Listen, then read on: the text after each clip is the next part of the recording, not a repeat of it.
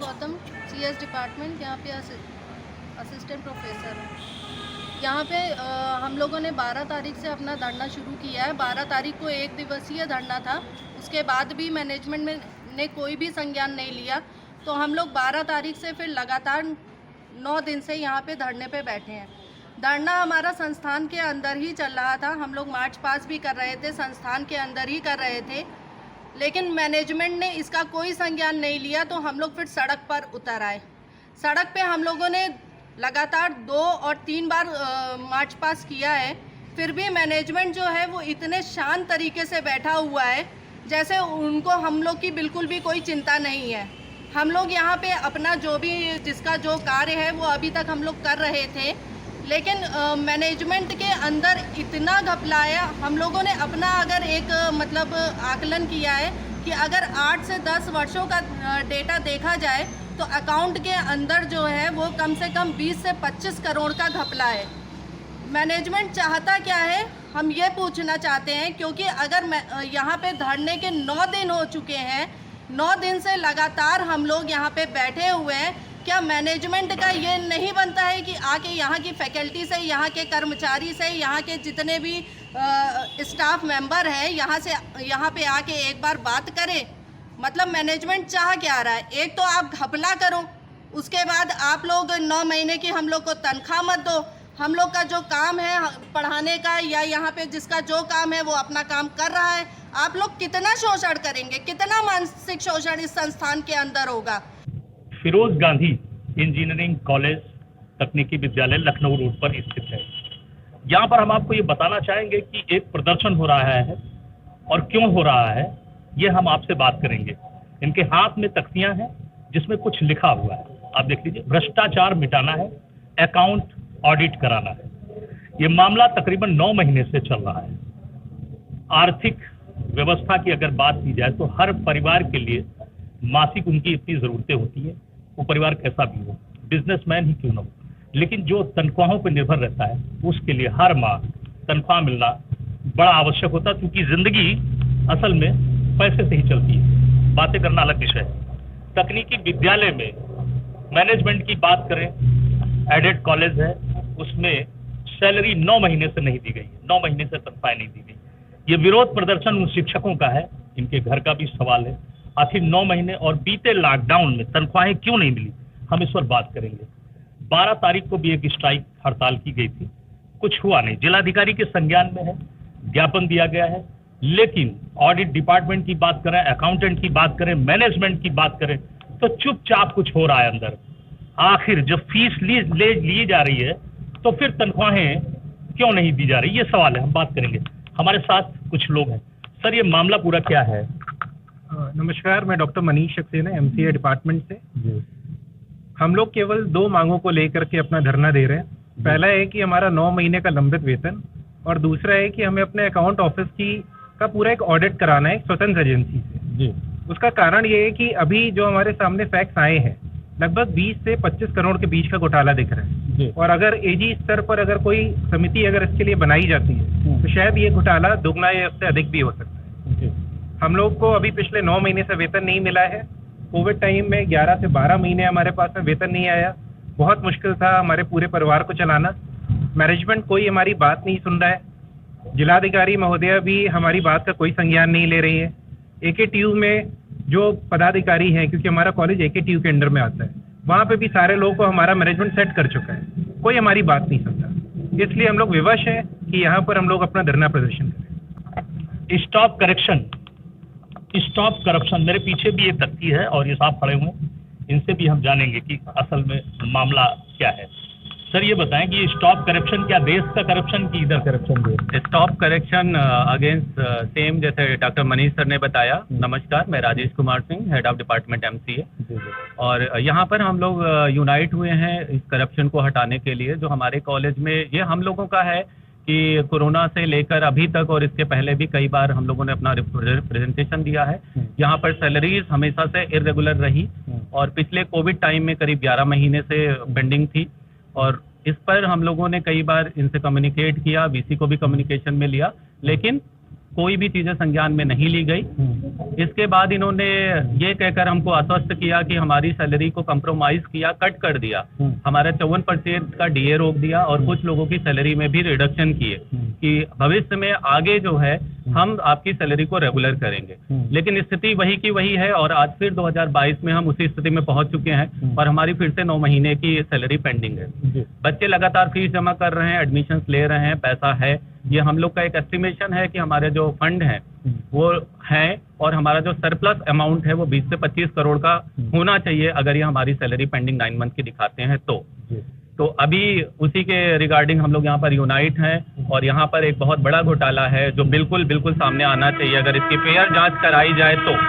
और हम मैनेजमेंट से लगातार ये अपील कर रहे हैं कि मैनेजमेंट आए और इसमें ऑडिट में सहयोग करे और ऑडिट की डिमांड हम लोग कर रहे हैं, लेकिन उनकी तरफ से पता नहीं क्यों ऐसा कुछ अभी तक रिप्लाई नहीं आया, वो क्यों नहीं कराना चाहते हैं। अब देखने वाली बात ये है कि अगर ऑडिट होता है तो इसमें कौन कौन संलिप्त है, ये मामला खुलकर सामने आएगा। बहुत सारी तथ्यां हैं, तानाशाही बंद करो, व्यर्थ के खर्चे बंद करो, सैलरी हमारी नियमित करो। ये फिरोज गांधी इंजीनियरिंग तकनीकी विद्यालय है लखनऊ रोड पर। हम इसके लिए चर्चा कर रहे हैं कि आखिर इस धरना प्रदर्शन का क्या मतलब है, मार्च का क्या मतलब है, ये हम आपको समझाना चाहेंगे। 9 महीने की तनख्वाह नहीं दी गई, इसका विरोध है। बहुत सारे लोग हैं, शिक्षक बहुत सारे हैं, शिक्षिका भी हैं, हम इनसे भी जानेंगे। आप लोग बात करना चाहेंगे तो हम इनसे भी समस्या को लेंगे कि आखिर मसला पूरा क्या है। मैडम आप बताएं। मैं डॉक्टर श्रुति त्रिपाठी, कंप्यूटर साइंस डिपार्टमेंट से असिस्टेंट प्रोफेसर। यहाँ पर अकाउंट डिपार्टमेंट में बहुत चीटिंग चल रही है, करोड़ों का घपला सामने। चीटिंग का मतलब समझाइए। घोटाला कितना? करोड़ों में, जी जी, है ना। जैसा कि अभी हमारे सहयोगी मनीष सर ने बताया भी, 25 करोड़ के आसपास का घोटाला की कुछ है इन लोगों के पास। और उस पर जहाँ पर हम लोगों ने ऑडिट का डिमांड किया, जिस पर ये कोई भी एक्शन नहीं ले रहे हैं, ऑडिट का कुछ नहीं। और जैसा मैंने अभी 2-3 दिन पहले भी एक इंटरव्यू में बताया था कि ये 2-3 महीने की सैलरी दे करके कोशिश करेंगे कि हम लोग साइड हो जाए। यहाँ पर 9 महीने का वेतन हम लोग का लंबित है। अभी जो 2 सैलरी 3 सैलरी दी इन्होंने, लेकिन आगे अभी जब तक 9 महीने की सैलरी ये पूरा नहीं देते हैं हमें, या ऑडिट का डेट हमें तय नहीं बताते हैं कि कब तक ऑडिट कराएंगे ये, तब तक हम लोग अपनी मांगों से पीछे नहीं हटेंगे और ये धरना ऐसे ही ये लगातार मांगे चल रही हैं, प्रदर्शन चल रहा है। 9 माह की तनख्वाह नहीं मिली, कितने दिन चलाएंगे इसको?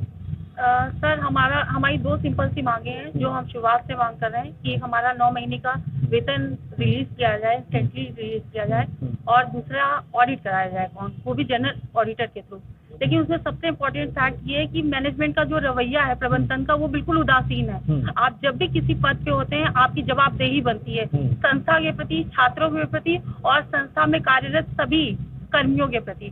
तो अपनी जिम्मेदारी से इतना उदासीन रवैया जो कि हम लोगों को विवश कर रहा है, जबकि हम हर दिन परेशान हो रहे हैं कि ये इसके लिए कोई एक्शन प्लान क्यों नहीं कर रहा है। क्या लगता है आपको घोटाला हुआ है इसमें? सर घोटाला हुआ नहीं, ये तो सुनिश्चित है। जो फैक्ट्स और फिगर्स आ रहे हैं डे बाय डे, उसमें चीजें क्लियर होती जा रही हैं कि ये एक नहीं, पूरा एक चेन प्रोसेस है जिसमें हमें हर रोज नए फैक्ट्स मिलते हैं। हमारे कई सहकर्मी काफी हार्ड वर्क कर रहे हैं और वो चीजों को सामने लाने की कोशिश कर रहे हैं, और बहुत जल्दी चीजें आपके सामने भी होंगी। तनख्वाह नहीं मिली 9 महीने से, आप भी टीचर हैं, कैसे घर चलाया आपने इन 9 महीनों में? सर क्या प्रॉब्लम आई? सर प्रॉब्लम तो बहुत है, क्योंकि पैसे के बिना, जैसे आपने ही कहा, कुछ भी नहीं हो सकता, हर चीज पैसे से ही होती है। तो सर हम वही कहेंगे कि हमारी 2 ही मांगे हैं। हमारी 9 महीने की जो सैलरी लंबित है उसे ये लोग तुरंत रिलीज करें, क्योंकि इनका कहना बाहरी शक्तियों से ये है कि हमारे पास पर्याप्त मात्रा में फंड है। ये हमें सुनने में आया है। अब सर हम नहीं जानते वो क्या करना चाहते हैं।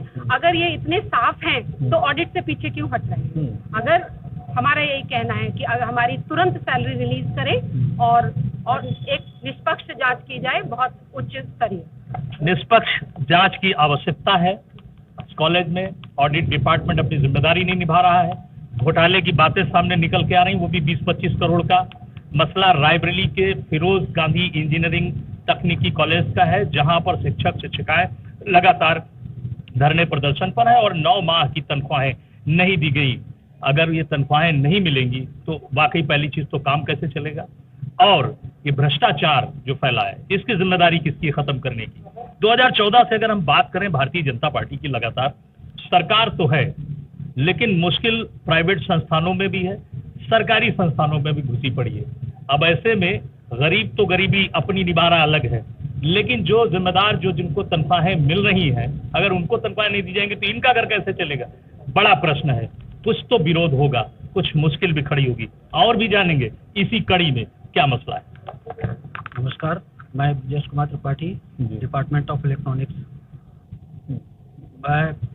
हम लोग डिमांड ऑडिट की इसलिए कर रहे हैं क्योंकि अभी जैसा कि हमारे सहयोगियों ने भी बताया है कि करीब 20 से 25 करोड़ रुपए सरप्लस अमाउंट है।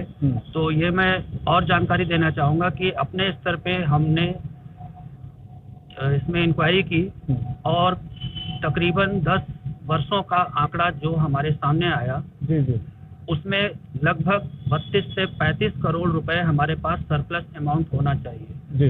ये आपका आंकड़ा अपना है? ये आंकड़ा है और ये नंबर ऑफ स्टूडेंट्स जो एडमिशन लेते हैं और उनकी ट्यूशन फीस जो कि ये दोनों फिक्स हैं। तो हम लोगों ने इसी से ही कैलकुलेशन किया है। कभी भी किसी भी वर्ष हम लोगों की सैलरी जो हम लोगों की इनकम है उससे एक्सीड नहीं हुई है। उसके बाद भी लगातार किसी भी वर्ष ऐसा नहीं गया है कि हम लोगों की सैलरी रेगुलर मिली हो। 4 से 9 महीने 10 महीने हमेशा गैप बना रहता है। ये समस्या हम लोग निरंतर इससे जूझ रहे हैं। 9 माह से तनख्वाह नहीं मिली, आखिर कुछ तो मुश्किलें आई। इस वक्त आपने बात की, मैडम नहीं बात करेंगे आपने? अच्छा, क्या क्या दिक्कतें आई इस वक्त 9 माह में, जब आपने कोई मैनेजमेंट से बात करना जरूरी समझा था? देखिए, मैनेजमेंट से हम लोग, मैं नितिन श्रीवास्तव, मैकेनिकल डिपार्टमेंट में असिस्टेंट प्रोफेसर हूँ। हम लोगों ने कई बार मैनेजमेंट से बात की है और ये पहली बार है कि हम लोग कार्य बहिष्कार कर रहे हैं क्योंकि हम लोग मजबूर हो गए। मैनेजमेंट हम लोग जब तक इस स्टेप को नहीं लिया हम लोगों ने आज तक सुना ही नहीं। हमेशा ये हर साल का रहा है। कोरोना काल में हम लोग की लगभग 1 साल की तनख्वाह नहीं दी गई और अभी 9 महीने की पेंडिंग है। तो ये अब और रीजन इसके पीछे क्योंकि हमेशा इस गुस्से में आप घोटाला की जो बातें आ रही हैं, अभी जो चीटिंग घोटाला जो कही जा रही है, क्या ये 9 महीने की तनख्वाह न मिलने की वजह से कि वाकई कुछ हुआ है अंदर? नहीं, बिल्कुल कुछ ना कुछ हुआ है क्योंकि हम लोग की देखिए सुप्रीम कोर्ट के भी आदेश हैं कि जो आपकी ट्यूशन फीस, शिक्षण संस्थान में जो ट्यूशन फीस आती है उसका मिनिमम 70% सैलरी में जाना चाहिए और मैक्सिमम 100% तक भी सैलरी में दिया जाना चाहिए। ये सुप्रीम कोर्ट के आदेश है। उसके बावजूद अगर हम ट्यूशन फीस से सिर्फ कैलकुलेशन कर रहे हैं, बाकी जो फीस आती है वो तो अलग है, बाकी कई पदों में और भी चीज़ें आती हैं बच्चों के वेलफेयर के लिए एक्सेट्रा, वो सारी चीज़ें अलग हैं। सिर्फ ट्यूशन फीस से कैलकुलेशन करते हैं, जैसा कि बेश सर ने आपको बताया कि इतना बड़ा गैप हमें दिखाई देता है कि रायबरेली के जिलाधिकारी से कोई शिकायत करी? जी हाँ, वो भी की गई है, पहले भी की गई हैं और अभी ये जो शुरू हुआ है हमारी हड़ताल तब भी हमने की गई। और विडंबना ये है क्योंकि हमारा ये जो कॉलेज है ये रायबरेली की शान है।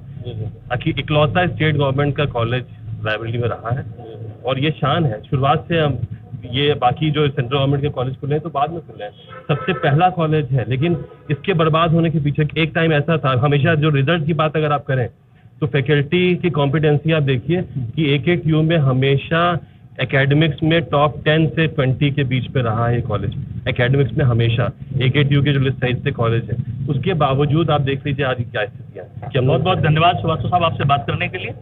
और मैं आपको ये बताना चाहूँगा कि 9 माह की तनख्वाह बकाया है, मैनेजमेंट पर आरोप है भ्रष्टाचार का। 25 करोड़ का भी है, 32 करोड़ समथिंग अभी आंकड़े लगाए जा रहे हैं। अंदर की क्या स्थिति है अकाउंट डिपार्टमेंट साफ नहीं कर रहा है। लेकिन ये धरना प्रदर्शन है और ये कब तक चलेगा, अभी इसकी शिकायत रायबरेली जिलाधिकारी माला श्रीवास्तव को भी ज्ञापन के जरिए दिया गया है। और अब आगे क्या होगा, ये लगातार स्थिति अभी ऐसे ही बनी हुई। हाँ, इसकी जांच किसी उच्च स्तरीय एजेंसी से कराने की बातचीत चल रही है। बने रहिए मेरे साथ और देखते रहिए अमृत प्रभा टीवी, लगातार निष्पक्ष खबरों के लिए सिर्फ अमृत प्रभा टीवी।